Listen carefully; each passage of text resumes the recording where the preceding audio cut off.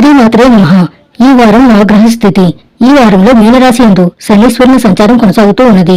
మేషరాశి యందు శుక్రుని యొక్క స్థితి. మిథున రాశి యందు రవి గురుల యొక్క సంచారం ఉన్నది. కర్కాటకం యందు గురుడు, సింహం యందు కుజకేతుని యొక్క సంచారము, కుంభరాశి యందు రాహు సంచరిస్తూ ఉండగా మేషరాశి లగాయత్తు కర్కాటకం వరకు ఈ వారంలో చంద్రుడు సంచరించబోతున్నారు. తులారాశి వారికి మనోబలం ఇనుముడిస్తుంది.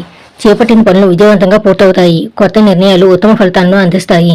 శాంత స్వభావం అవసరం. ఆలోచనలకే పరిమితం కాకుండా వాటిని ఆచరణలో పెట్టండి.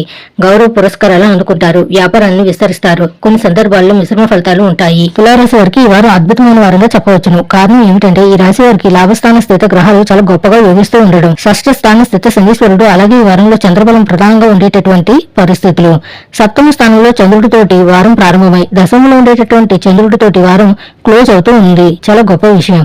ప్రత్యేకించి కొన్ని పనులు మనకు అవ్వట్లేదు, చాలా ఇబ్బంది పెడుతున్నాయి, ఏదో ఆటంకాలు వస్తున్నాయి అనుకునేటటువంటి తరుణంలో అటువంటి పనులన్నీ కూడా వారం చివరిలో ప్రారంభం చేస్తే అవన్నీ కూడా ఎటువంటి ఆటంకాలు లేకుండా పూర్తయిపోతాయి. అలాగే ప్రత్యేకించి వారం ప్రారంభంలో అంటే ఆది సోమవారాల్లో మనసుకు నచ్చినటువంటి విధంగా పరిస్థితులు ఉంటాయి. నచ్చినటువంటి చోట్లలో భోజనం చేస్తూ ఉండడం, నచ్చినటువంటి వ్యక్తులతో సంభాషణ చేస్తూ ఉండడం లాంటి అంశాలన్నీ కూడా కనబడుతున్నాయి. అంటే వారం మొదలు వారం చివరి కూడా మానసిక ప్రశాంతత ఉంటుంది. సరే, ఇక మధ్యలో ఉండేటటువంటి రోజుల్లో కొంత పని ఒత్తిడి, ఉద్యోగంలో ఒడిదుడుకులు, వ్యాపారపరమైనటువంటి విషయాలు లేదా ఈ స్థిరత్వానికి సంబంధించినటువంటి విషయాలపై కొంత కసరత్తు చేసినప్పటికీ కూడా వాటిలో మీ శ్రమకు తగినటువంటి స్థాయిలో ఫలితాలని మనం ఆశించవచ్చు. ఇక్కడ భాగ్యస్థాన స్థిత రవి, ఇక్కడ రవితో కలిసి ఉన్నటువంటి గురువు, మౌఢ్యంలో ఉన్నటువంటి గురువు అయినప్పటికీ కూడాను ఆయన ఇచ్చేటటువంటి ఫలితాల్లో వ్యత్యాసం ఉండదు.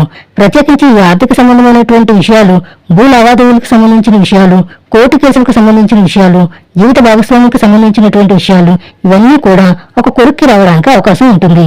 క్రియాశీలకమైనటువంటి ఒప్పందాలు, కీలకమైనటువంటి పదవులకు సంబంధించిన విషయాలు, లేదా ఏదైనా పరీక్ష రాస్తే వచ్చే రిజల్ట్, ఏదైనా ఇంటర్వ్యూ అటెండ్ అయితే వచ్చే రిజల్ట్, ఇవన్నీ కూడా తులారాశి వారికి చాలా అనుకూలంగా, అదిలో 90% అనుకూలంగా ఉండడానికి అవకాశం ఉంటుంది.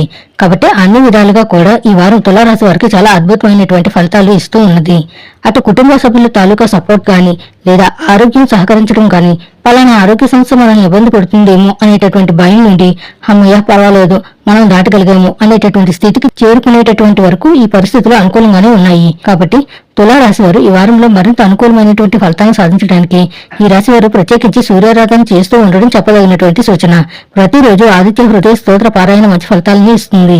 ఈ వారంలో తులారాశి వారికి కలిసి వచ్చేటటువంటి రోజు శనివారంగా చెప్పవచ్చును.